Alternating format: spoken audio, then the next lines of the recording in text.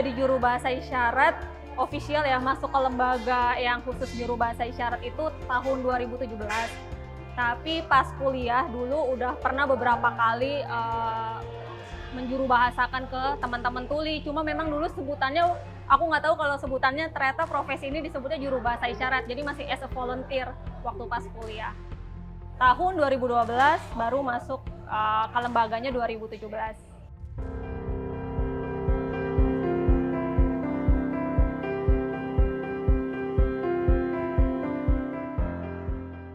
Alasannya sebenarnya itu karena kecemplung ya ibaratnya, karena dulu aku sempat kerja di BUMN, tapi memang basicku karena aku tahu bahasa isyarat dari kuliah, terus kenalan sama beberapa komunitas tuli dan mereka ngajakin aku buat gabung di juru bahasa isyarat. Dan kemudian memang waktu itu ada televisi yang memang menyediakan juru bahasa isyarat di setiap program berita dan lagi kekurangan orang, nah masuknya dari situ, terus continue sampai sekarang.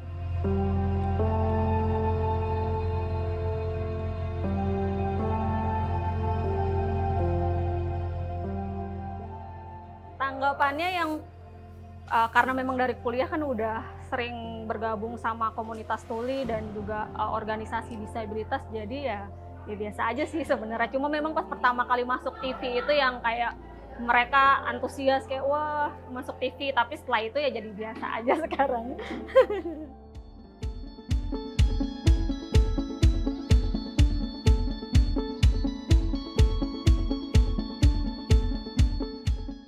Nah, itu uniknya bahasa isyarat ini juga sama kayak bahasa lisan. Jadi setiap daerah mereka juga punya ciri khas dari daerahnya itu sendiri melalui bahasa isyarat.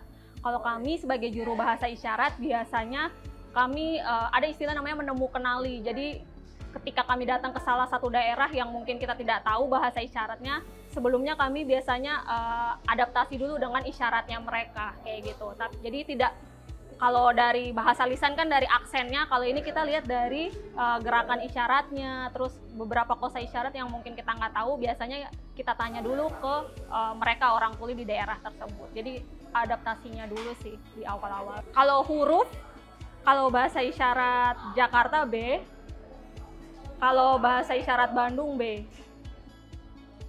Terus huruf H, bahasa isyarat Jakarta H seperti ini. Kalau misalkan Bandung H kayak gini. Terus kalau di Malang dulu yang aku tahu, kalau bahasa isyarat Jakarta pulang begini, kalau bahasa isyarat Malang pulang begini. Macam-macam sih, sangat bervariasi.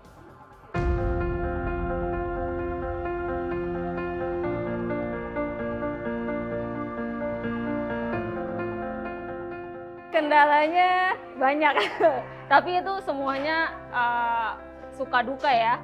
Kendala yang paling sering aku temui ketika orang-orang tidak tahu profesi juru bahasa isyarat, bahkan kehadirannya juru bahasa isyarat. Jadi kadang mereka seperti kayak mengenyampingkan gitulah, kayak oh ya udahlah pekerjaannya gampang kok gitu. Kadang mereka nggak tahu kalau misalnya menjadi juru bahasa isyarat itu ketika bekerja itu punya kendala yang misalkan disuruh menjuru bahasakan selama 1 jam nggak usah ganti-gantian kayak gitu.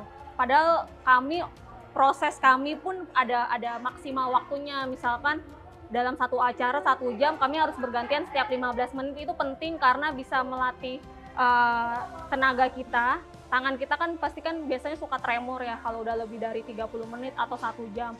Kemudian proses dari setiap kosakata dalam bahasa lisan terus masuk ke dalam otak, terus dialihbahasakan lagi ke bahasa isyarat, itu udah prosesnya. Dan itu kalau misalkan dalam waktu 1 jam seperti itu terus agak sulit, dan tidak semua orang paham tentang itu sih cara kerja dari juru bahasa isyarat. Dan ya hingga saat ini kami juga tetap jadi advokat buat mengadvokasikan kebutuhan juru bahasa isyarat. Ini sangat penting untuk disediakan setiap acara-acara. Kemudian ini juga juru bahasa isyarat juga bukan pendamping. Ini banyak juga orang yang nggak tahu kalau juru bahasa isyarat ini sebenarnya hanya sebagai jembatan komunikasi antara komunitas tuli dan kita-kita yang orang dengar kayak gitu. Jadi hanya sebagai jembatan itu aja, jembatan komunikasi, bukan sebagai pendamping yang mendampingi orang-orang tuli. Jadi tidak seperti itu.